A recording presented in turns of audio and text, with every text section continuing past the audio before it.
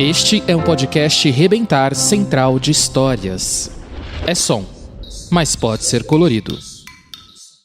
O Como Poema recebe hoje a poeta Bruna Mitrano, filha de camelô e neta de lavadeira, mestre em literatura pela UERJ, professora, escritora e articuladora cultural.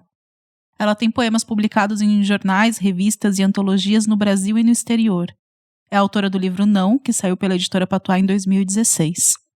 Hoje, ela vai falar sobre o seu poema mais antigo e o mais recente na nossa nova série, O Primeiro e o Último. Oi, Lilian, querida, te agradeço pelo convite. É um prazer poder conversar com você, trocar sobre poesia, falar um pouquinho dessa minha trajetória que eu venho tentando construir aí, né? Bom, acredito que meu primeiro poema seja o intitulado Verão, que tá no meu livro Não, que foi publicado em 2016 pela editora Patuá. Ele foi escrito por volta de 2009 e publicado primeiro num blog que eu fiz em 2008, que foi onde comecei a escrever, a publicar. Fiz minhas primeiras experimentações literárias, digamos, começando com uma prosa bem típica, passando por uma prosa poética, até chegar numa espécie de poesia em prosa. E nessa época eu encerrei o blog. Eu desisti dele porque já não me identificava mais com aquela voz ali. E deletei tudo, menos o texto Verão.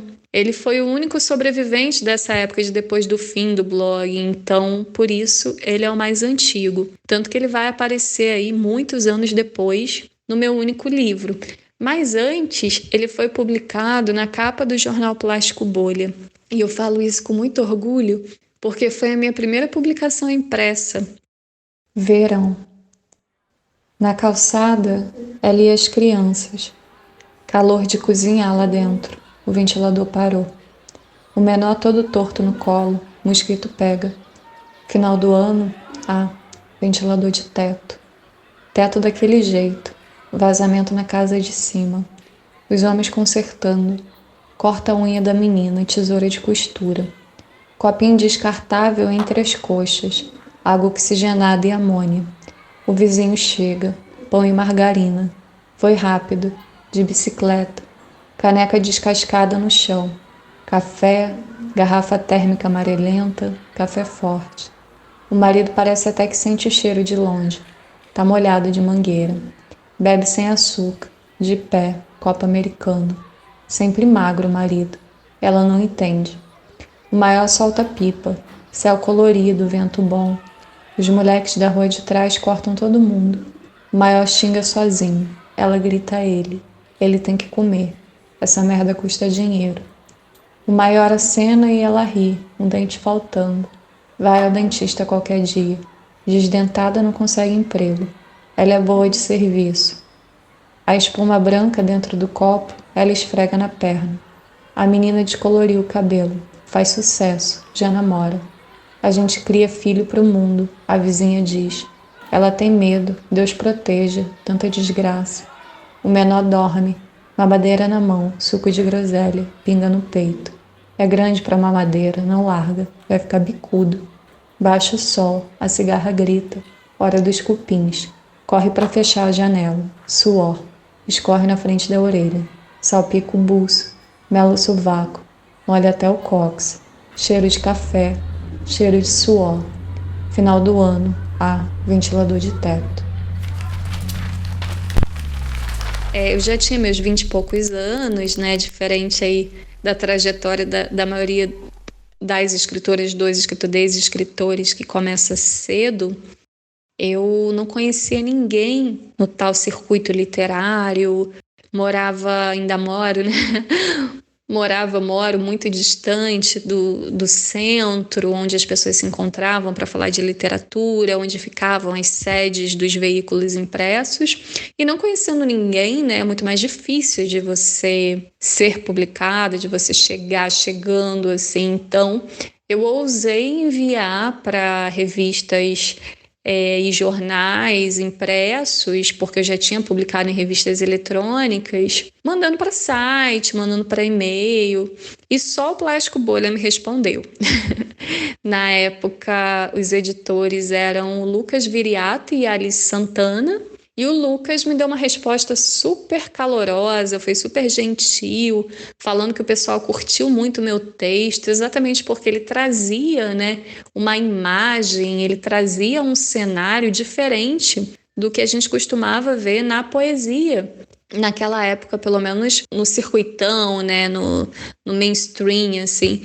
E foi então que eu me dei conta, ô Lilian, por incrível que pareça, isso não foi intencional, de que a minha escrita toda carregava essa imagem, essas imagens do lugar de onde eu sou, mais do que onde eu vivo, né? Porque eu sou desse lugar. E a favela aparecia ali como plano de fundo, e esse texto ele é uma descrição da favela, e eu fiz de forma muito despretensiosa, sem desobjetivada mesmo, sabe? Só na intenção de descrever. Era aquilo que eu estava vendo, e aí cruzei com imagens da infância.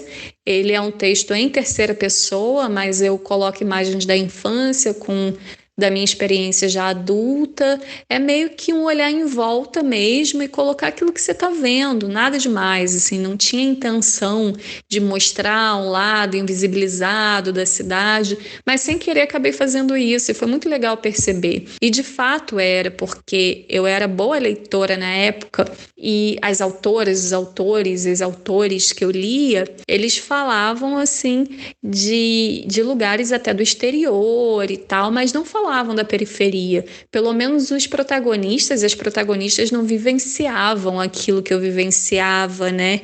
Talvez até falassem de uma forma assim distante, caricata, do olhar que vê de fora. E bom, assim, quando eu percebi que eu estava fazendo isso, meio que sem querer, involuntariamente, eu acabei indo por essa via, né? E hoje acredito que eu mostre já mais consciente, né, com objetivo. Mas voltando a essa publicação, que foi a minha primeira, eu fiquei tão feliz que quando teve o lançamento, eu atravessei a cidade, né? E foi um dia que choveu, uma chuva torrencial, alagou a cidade. E eu peguei um carro emprestado. Cara, eu sou péssima dirigindo, então eu pedi para um amigo dirigir e fui com outro amigo, quase desisti, esse outro amigo insistiu, não, vamos, pá. E a gente quase morreu, eu não sei como a gente chegou, de verdade, assim, não dava para enxergar um palmo à nossa frente, a gente na Avenida Brasil, que é uma via expressa. Eu sei que num determinado momento a gente percebeu que estava o caminho todo já, acho que metade do caminho na pista dos ônibus, correndo risco ali de ser atropelado, ou então de bater no concreto que dividia. Não paguei multa por isso, porque nem as câmeras da 7R conseguiram pegar a gente. De tanto que estava chovendo, não dava para enxergar nada dentro do carro. E aí, quando eu cheguei, nossa, foi um alívio, porque realmente até o meu amigo que estava dirigindo, que era kamikaze total, ele falou que ficou com medo. Daí foi muito emocionante chegar, sabe? Eu fui bem recebida e pela primeira vez eu estava entre escritores, escritoras, escritores e eu li pela primeira vez meu texto em público. Isso teve um peso muito grande, apesar de eu ser mais velha do que a maioria ali, né? Eu peguei o jornal físico e coloquei na minha frente, assim, eu tremia, eu gaguejava, mas foi um momento muito importante, valeu a pena, assim, quase morrer e demorar tanto tempo para chegar. Eu acho que esse percurso, né, de ir até o centro, essa demora, ela meio que é uma síntese do que é toda a minha trajetória, assim, demorar muito mais tempo para chegar a certos lugares, mas quando chega vale a pena. E é isso que eu ainda tenho feito, assim, atravessado grandes distâncias, correndo risco de morte real para poder fazer isso que eu amo. E dessa vez mostrando a parte invisibilizada de maneira consciente aí. Essa é uma pergunta muito interessante. Eu construí uma ideia de o que era poesia, também reforçada pela academia, como algo absolutamente distante de mim. E para mim, poeta era aquele cara, e eu vou falar cara mesmo, era sempre um homem branco que usava cachecol em pleno Rio de Janeiro, e a voz poética mostrava sua crise existencial em algum país do leste europeu.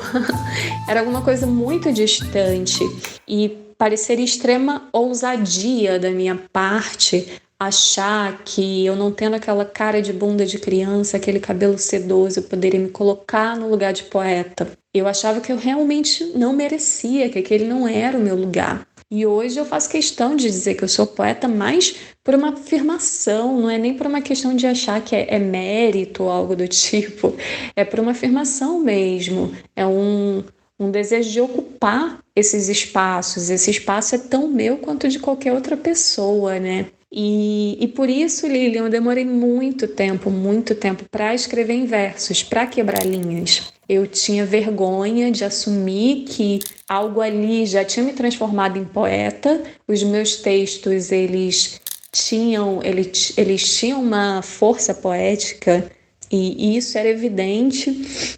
Mas eu falava, não, são fragmentos de qualquer coisa. Era assim que eu explicava, não me dizia poeta. Então eu comecei a participar de uma revista com um pseudônimo. E esse pseudônimo teve coragem de escrever em versos antes de mim. E arriscar uma musicalidade, até mesmo uma rima, né? E foi aí que eu comecei. E como Bruna Mitrano, eu só assinei no meu livro. Até o livro eu não publicava em versos. Eu acho que eu cheguei a arriscar pouco tempo antes do lançamento, alguns versos no Facebook. Mas, em geral, eram textos em prosa. Eu mandava para revistas textos em prosa, que funcionavam muito como poema e que funcionariam em versos se eu quebrasse. Era um medo mesmo, era um medo. Não tenho problema nenhum com poesia em prosa, muito pelo contrário, eu adoro, eu acho que é a minha preferida, mas eu acho que eu não fazia por medo. Hoje eu escrevo em versos, inclusive eu escrevo de forma bem narrativa, mas faço, mesmo que de uma forma prosaica, narrativa, em versos. E me digo poeta, como eu te disse antes, mais por uma questão de necessidade, sim, de me colocar nesse lugar, porque sou uma mulher favelada, periférica, sou mulher, mas tenho o direito de ocupar esse lugar como qualquer pessoa tem. Esse último poema, que na verdade é o poema mais recente, eu espero que não seja o último, né? Não ainda, não agora. Ele foi escrito faz algumas semanas e honestamente eu não lembro se teve um motivo específico para eu escrever sobre esses assuntos. Se bem que eu consigo ver ali no finalzinho, até de forma tímida, né, a fome e a pobreza que já aparece de forma mais escrachada, que são temas frequentes na minha poesia dos últimos anos, especialmente nos poemas pós-não, nos poemas depois do livro, que é de 2016. E desde então, até a minha forma de escrita tem mudado bastante. O não, ele é bem subjetivo, ele é fragmentado, e hoje eu tenho tentado escrever da forma mais objetiva possível, optando sempre por construções sintáticas óbvias, por palavras menos densas, às vezes, como é o caso desse poema, na intenção de aproximar da fala da criança, que é uma fala meio atabalhoada, que é uma fala num fôlego único, e por isso mesmo esse poema só tem uma estrofe. Ele é um bloco único ali, né, para forjar essa fala um tanto afoita, infantil. A tia Vilma passava a mão no meu cabelo e dizia estar ressecado, olhando para minha mãe, como se dissesse: a culpa é sua. Com vergonha, minha mãe comprava cremes que não podia pagar e vestidos com anáguas e rendas, que de alguma forma eram os responsáveis pela palavra que mais ouvi na infância: crediário. Nas festas, as meninas zombavam dos meus vestidos de bolo e corriam umas até as outras, com sandálias de dedo, enquanto eu sozinha num canto com cuidado, para não sujar aquilo que a minha mãe levaria meses pagando, tentava esquecer que a meia calça pinicava e que a sapatilha espremia um mindinho. Afinal, era preciso que ninguém percebesse o que todos já sabiam.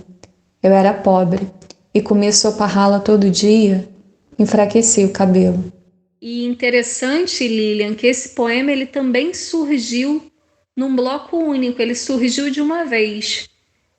Isso acontece com certa frequência comigo. E como eu não acredito em musa, em inspiração, eu penso que esses poemas eles acabam sendo gestados, sendo escritos antes de eu colocar ali no editor de texto. Eu não sou o tipo de pessoa que para e fica olhando para a tela em branco e fica esperando a ideia surgir ou fica tentando, até porque eu não tenho tempo. Eu não consigo ser escritora 24 horas por dia. Tô sempre para lá e para cá, tô sempre correndo. E aí, quando a ideia surge, nem sempre eu consigo registrar, nem sempre eu consigo escrever. Daí ela fica armazenada em algum compartimento secreto do meu cérebro ali e vai se juntando com outras ideias, porque acontece muito isso, do poema já nascer ali, já vir inteiro. É possível que esse ser monstruoso tenha sido construído aí sem eu me dar conta. Isso também explica eu não saber o motivo. É possível que o gatilho para esse poema esteja muito longe, de repente lá nos anos 90, nos anos 80, que foi de onde eu tirei as imagens dele, né? Agora, eu acho que ele vai muito no sentido dos poemas que eu tenho escrito. Eu tenho uma série de poemas que tem essa linguagem mais infantil e que fazem esse retorno mesmo à infância, né, que tem a memória como eixo e que o eu aparece ali, porque, por exemplo, no primeiro poema, né, que a gente falou, no verão, as imagens da infância aparecem, mas numa terceira pessoa. Aí o eu já se coloca, né, dando a entender que é um relato, que é um poema autobiográfico, o que pode ser, né?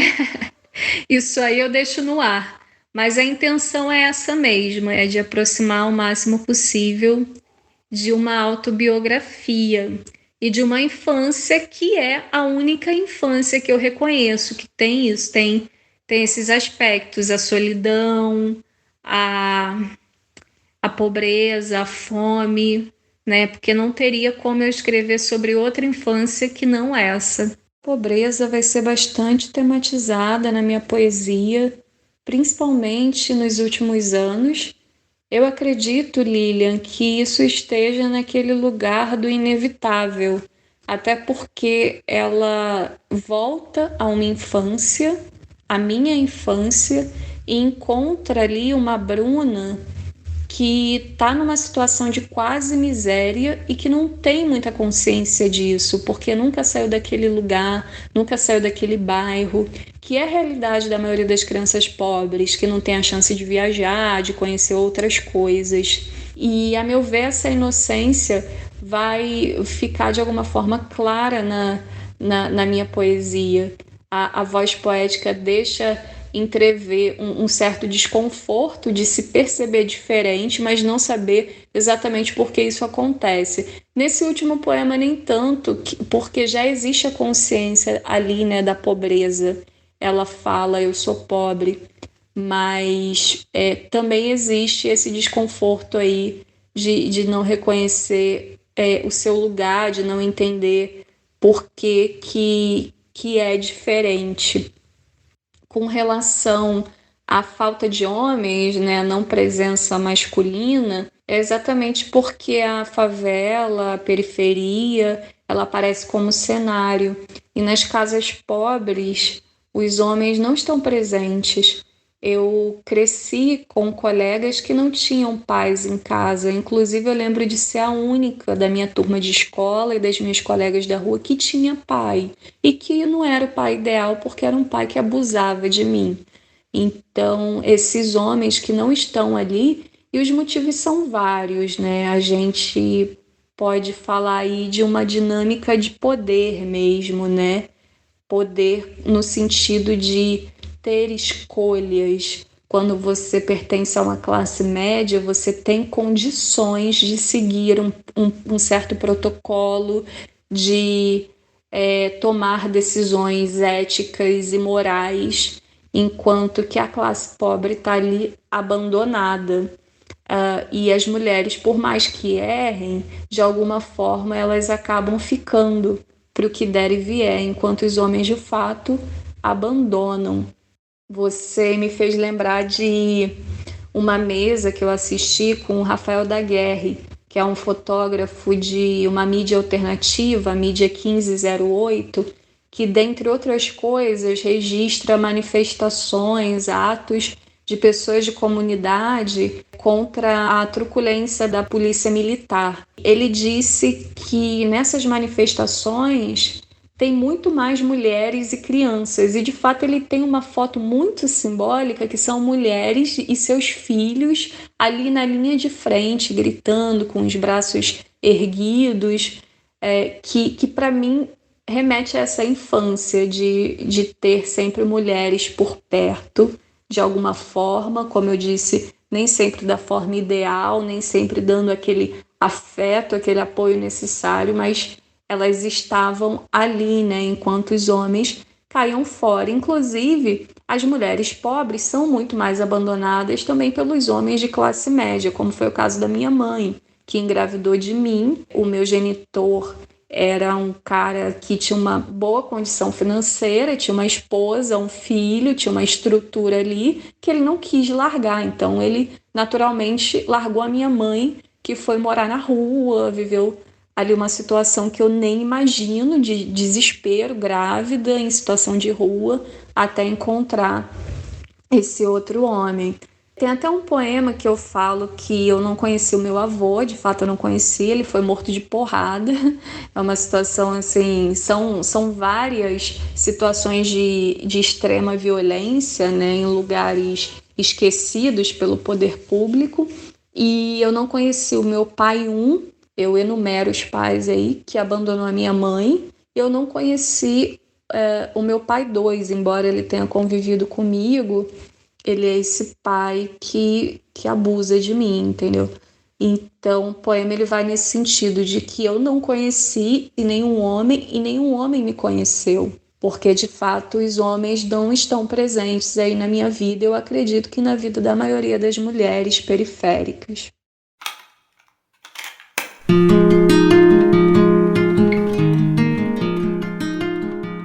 Esse foi um episódio da série O Primeiro e o Último. No Instagram, você pode conferir vídeos especiais com trechos de poemas lidos nessa série. É só acessar o perfil @leiturasorg na primeira e na última segunda-feira de cada mês. Aproveita e segue a gente lá no Instagram também, no @comopoema. E se você gostou do que ouviu, não esquece de seguir o podcast nas plataformas e de recomendar esse podcast para todo mundo que você conhece que se interessa por poesia. O Como Poema é produzido por mim, Lilian Sais, e editado por Ricardo Terto. Um abraço e a gente se ouve na próxima segunda.